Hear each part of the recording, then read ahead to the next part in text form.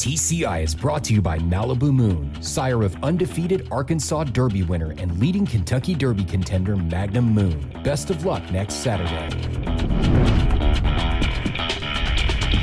Welcome back to TCI, your inside track to the Triple Crown. Alongside Joel Cunningham, I'm John Siegel. Well, Joel, this week is always the week where we get some first impressions of these horses as they're going into the Kentucky Derby. You know, it's been interesting this year. The Kentucky Derby's kind of changed a few things. Churchill has. You know, the horses are going out a little bit earlier. Yes. It just hasn't seemed to be as many horses as we've seen in the past. So I guess really we can just talk a little bit about the horses that we have seen so far.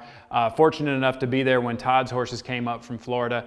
And of that crew that came in that day, I thought Magnum Moon looked the best. Tell me, what have you been seeing at Churchill, and what are some of your first impressions? Yeah, so everybody's navigating weather in Kentucky this time of year, and really it's been a lot of raining mornings up until yesterday, which was Thursday. You know, a little chilly in the morning, but really it was the first time that you could see the Pletcher horses on the track. Good Magic's over from Keeneland now, so they've really started to arrive, even though we're waiting on those California horses. You know, that's key to see how Bolt D'Oro comes over, and we'll report more on that next week when he flies in. Mendelssohn, everyone wants to see him clear quarantine. Justify, obviously. I mean, when you think of the Baffert horse in the past, a lot of times they've run in Arkansas. So instead of fly back to California, they've come straight to Churchill, and they've been here for a while. You've got to see multiple breezes there. Hasn't been the case. Justify has sort of been out there in California. They've had that luxury of not having to ship him and train over there, not have to deal with weather. So it's been a little bit different for us this year. And you mentioned the Pletcher horses showing up is really the first major activity, along with Good Magic coming over from Keeneland.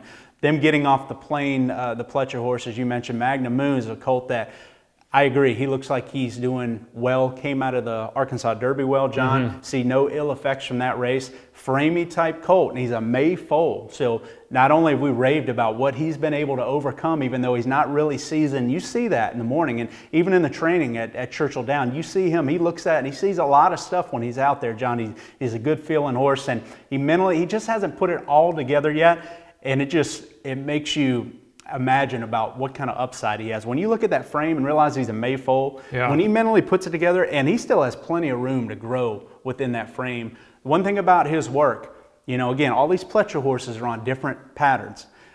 We're shooting this show on Friday because really hadn't been a ton to report until these Pletcher horses worked today, and that's kind of why we wanted to wait and see. Magnum Moon went out first for his work, John. Thought he worked exceptionally well on the inside of another horse. You know, he's on, all these horses are on different patterns. You know, you had Noble Indy ran 6 weeks ago. Most of his heavy lifting was done down in Florida at Palm Beach Downs. Same way with VINO ROSSO, who ran 4 weeks ago. You had a horse, Audible, ran 5 weeks ago in Florida Derby. Magnum Moon ran 3 weeks ago. Okay, so they're all on a little bit different breeze schedules in terms of the heavy lifting coming in terms of what they were going to do. Magnum Moon, this was his big work coming in. They didn't need to do a lot. He ran 3 weeks ago. They don't want to squeeze the lemon dry. They kind of wanted to get him inside a horse to see how he handled, you know, being in that spot. I thought he swapped the leads a lot cleaner, you know, in the stretch turn for home here than what we've seen. I didn't think he looked around nearly as much inside of his workmate there. And he worked you know, a very good half mile, and 47-2 the gallop out as well. What's the most important thing to take away from this is how was he getting over the track? And I thought he got over the track exceptionally well when you saw him when he was in full cruising mode to the wire. I thought, and when he was asked to gallop out, I thought he gave some effort there too. So really, that's the most important takeaway with these horses. And with Magnum Moon, I thought he got over the Churchill Downs track well. Yeah, it was interesting. You know, you heard Todd kind of asked about his 4 horses today, and he said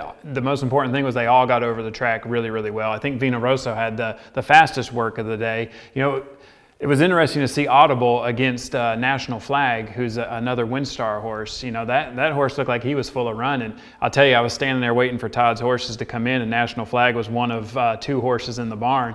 And man, he looks great. So, you know, when you look at that work, I think when you think about a workmate and putting the test to a horse, I think he might have got the most out of it with National Flag on the outside. So National Flag, another 3-year-old, but is a sprinter. Now they're going to try to stretch him out in the Pat Day Mile. I think that's what he was working up to here. And you're right, he's a more naturally quick horse. He's by Speightstown, more naturally quick than Audible. Has obviously not been a very forward horse in the morning. So they work Audible inside of National Flag just to try to get an honest work out of him, having the fact that you know, I think they did most of the heavy lifting down at Palm Beach Downs, obviously, having run 5 weeks ago, but I think they wanted to see a pretty good work over the track. National Flag looked like he could have gone away from Audible to me, but that's not saying much. We know Audible's not a great workhorse. We know National Flag is one of the best 3-year-old sprinters of this generation, John, and I'm interested to see how he handles a mile on the Pat Day mile on Derby weekend. But I thought Audible acquitted himself well. They asked him for gallop out. I thought he gave a good gallop out. I didn't think they asked National Flag much.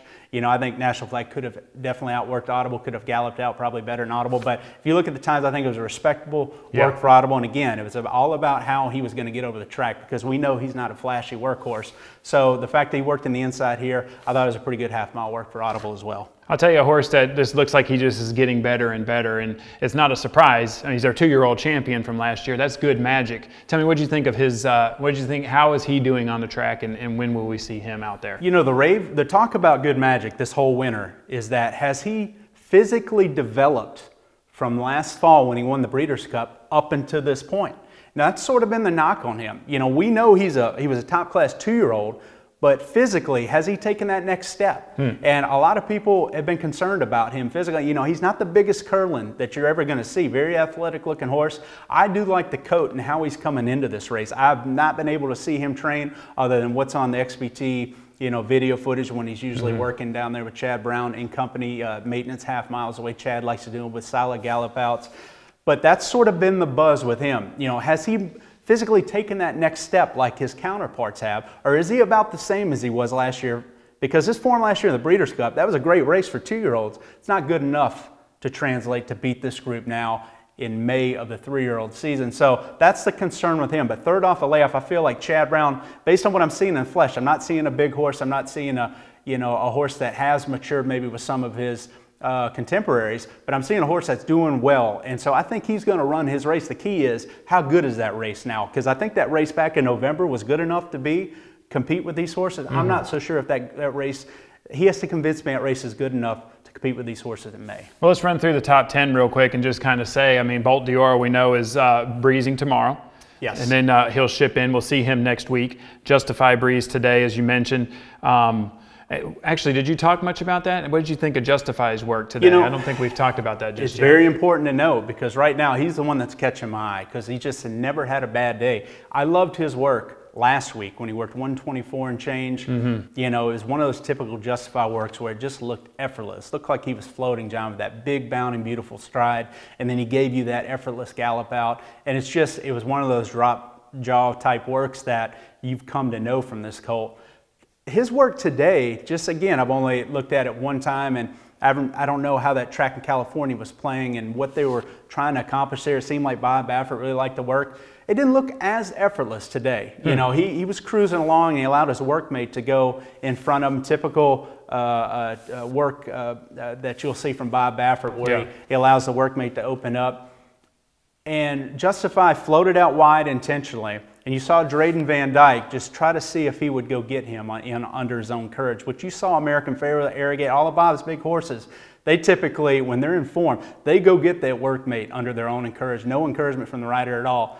He was not able to quite catch the workmate, the wire. And I think, you know, Bob's on the walkie-talkie, and I think he's even telling the workmate, hey, you know, ease up as he's opened up in the stretch, you know, ease up. Maybe the workmate got a little too far out in front based on what they wanted to do. I mean, remember, this colt, I think, the foundation is there. We know how talented he is there. Bob's clearly not trying to put the screws to him like we've seen him do other Derby contenders coming into the race. The fact he wasn't able to quite catch his workmate, you know, it surprised me a little bit, because it's what I expected, because I'm used to this horse being brilliant.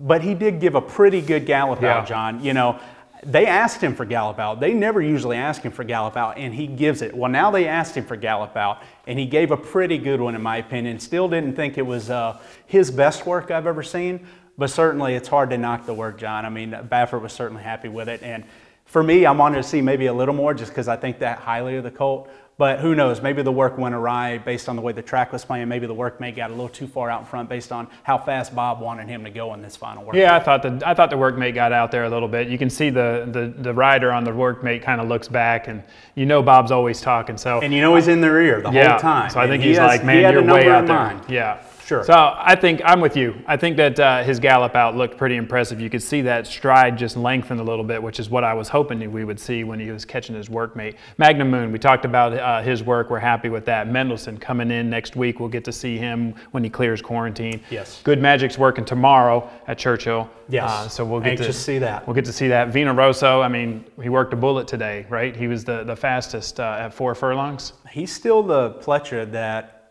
for me, again, I don't know if he has the win capability that Magnum Moon has of the Pletcher horses. I think Magnum Moon has the best shot to win the Kentucky Derby, just because I think he's the fastest and I think he projects the best in this type of race with his style, and his big bounding stride and the upside that he has. Whether or not he puts it all together or not, we have to figure that out. But VINO Rosso, to me, John, is in outstanding form. I mean, Johnny V's really liked this colt all along. He's sort of been the pick of the barn, particularly when Montauk went down.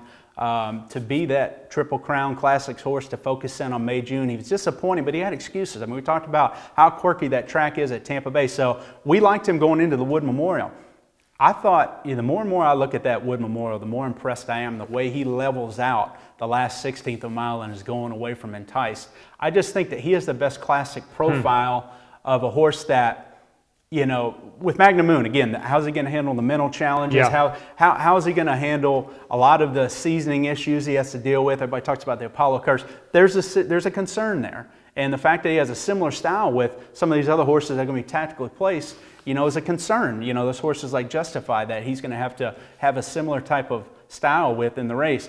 As far as a picking up the pieces sort, if VINO Rosso gets a clean trip in the Derby going 1.25 miles down that long stretch, the way he breathes today and the way he looks in the flesh, I mean, he's not the biggest, most imposing, prettiest son of curling you've ever seen in your life, but he's doing well. I'm convinced he's in career form. I loved his work. It was a bullet work. We went 47-1 today. Now, he was working on the outside of a workmate, and they asked him in the gallop out, and I thought he gave it. I mean, I love the gallop out. I love the way he's moving over this Churchill surface, and I just think he's that horse that, of all the Pletcher horses, if you had to tell me right now to pick one of the 4 Pletcher horses you think is going to finish the best in the race, it'd be tough because I think Magnum Moon has a legit shot to win it, but at least with VINO Rosso, I really believe he's a horse that's going to run his race and be on the board. Is he good enough to win it?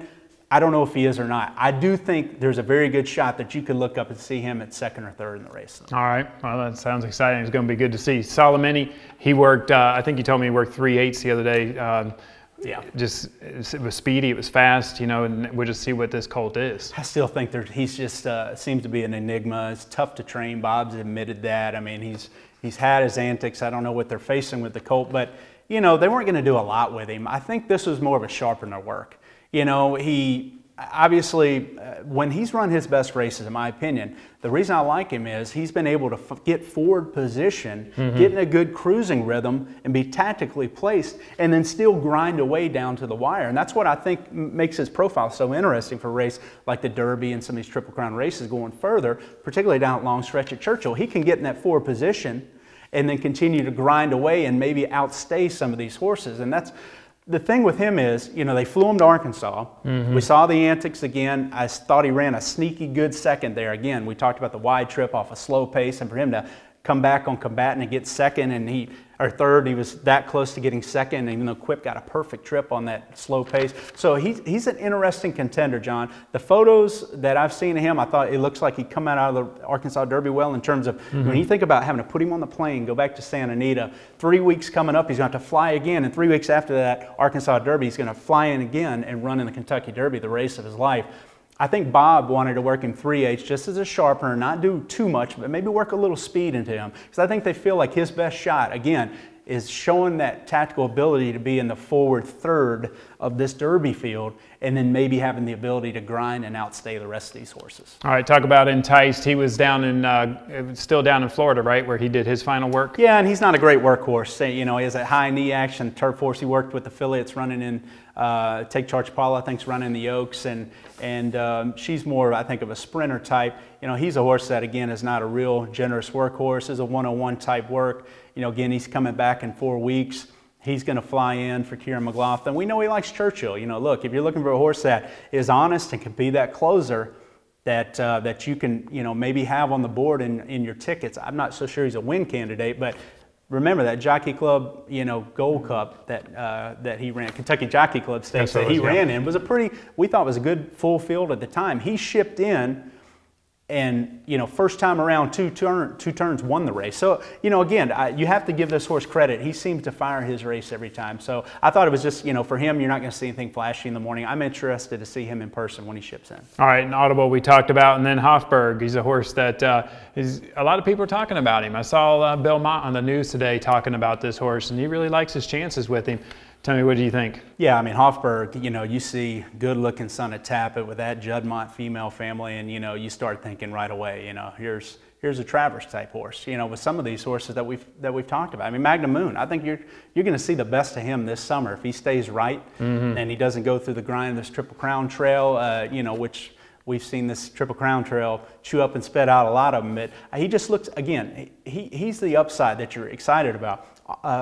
You mentioned Hofburg, he is the horse that his best days of racing are in front of him. I'm not so sure they're right now, John. I like what I see in terms of the pedigree and the package, but you see some green tendencies there. And again, when you're trying to forecast a race like Kentucky Derby and how he's going to fit in this race, I think he'd have to really come around mentally and run the race of his life to hit the board here. All right, well, let's look at how the Derby field's sizing up. Of course, everyone knows Quip is now going to go in the Preakness. Gronkowski, unfortunately, is not going to make it into the Derby. Yes. And I really do mean that. I mean, I know that he was a long shot, but I just think that as far as a profile of a horse that could really attract attention to our sport for the day, I do think that Gronkowski himself has that kind of fan base that would have been unique to have him do the walkover. Sure. The good news is it looks like he's pointing to the Belmont now. So just run me through the board real quick and tell me how it's sizing up now and what do we think the top 20 will be. So basically in Still Regard, we'll be on a plane now, for Jerry Hollendorfer. Lawrence Best wants to run. He spends a lot of money in the industry buying these horses. I think he paid $1 million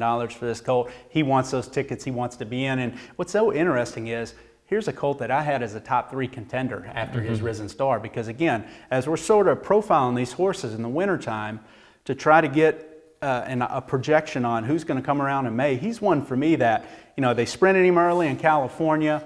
He looked like a horse that just didn't have the style, needed to stretch out around 2 turns, and he just didn't have the style to really suit the California circuit. A lot of those shorter fields with the tactical Baffert horses were just going to get a tactical advantage over him and run away from him late. He looked like the type of horse that needed to get away from California, that's going to continue to progress as the distances went on, as he became more seasoned. And we saw the steps. 2 turns, maiden win. Los Al Futurity was a good race in between horses. Gets on the plane to the Risen Star and looks great that day. And I'm thinking, okay, Hollendorfer has a Derby horse here. Yeah. He's regressed since then, John. I don't really think as highly as him as I once did. I'm not so sure his form is quite as good after that Risen Star for whatever reason. I thought his work the other day was a very average work with the workmate. So he's going to be on a plane, but he is certainly an outsider in this race. And so you start looking, you're going to have some also eligibles in here. I'm not sure if Asmussen's going to run Reride. I think you could see, as I mentioned, Sporting Chance sort of creep up in that also eligible list. The coach wants to run. Oh, yeah. He would be a speed presence in the Derby if he gets in.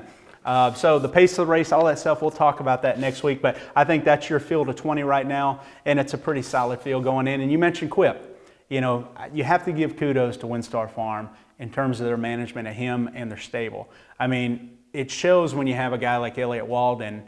You see his fingerprints on the operation because of his background in racing, John. Managing, I can remember him managing Ecton Park in Menifee as a trainer years ago. Yep.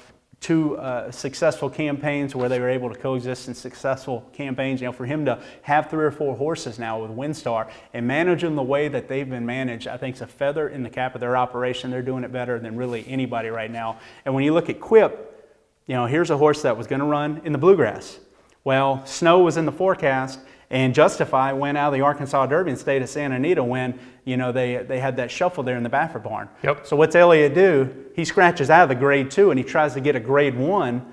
Well, you figure you got to run against a 2-year-old champ for a grade 2 in the snow. Might as well go to Arkansas a week later, running a grade 1, trying to make the stallion out of him against Magnum Moon. He ran well. He ran second in there. So what do now? They realize Justify is their best contender. He's a speed horse. Quip's a speed horse. Noble Indy's going to be, middle pack type presence, maybe a stalker, but not as big of a factor. You start looking at the WinStar horses, and it's a good move for WinStar to say, Quip, we're going to point you to the Preakness. You'll be the fresh horse there where speed plays well at Pimlico, coming in off of what, 5 weeks rest, since it's 3 weeks back from the Arkansas Derby if you were to run the Derby, and you're not going to get in the way of Justified. They don't want to inject any more pace in this Derby than needs to be. So Quip not running in the Derby helps justify their #1 string a lot. Well, the interesting thing will be if Justify wins, and they got Quip pointed to the Preakness, then it'll be a decision that you got to make on what you do with your horses. I wouldn't be surprised if Quip points for the Dwyer or something after that, or the Peter Pan or something, because trust me, they don't want Quip to get in the way of Justify, because I think they know and look, Quip's a nice horse. Justify's their A horse. He's their best shot to win this Kentucky Derby. Well, man, I'm looking forward to next week and seeing those horses coming in from California, getting back out there and getting some more first impressions. It's going to be good. Thank you guys for sticking with us. Make sure you come back next week. As we mentioned, we'll look at these California horses and we'll give you our picks for the Kentucky Derby.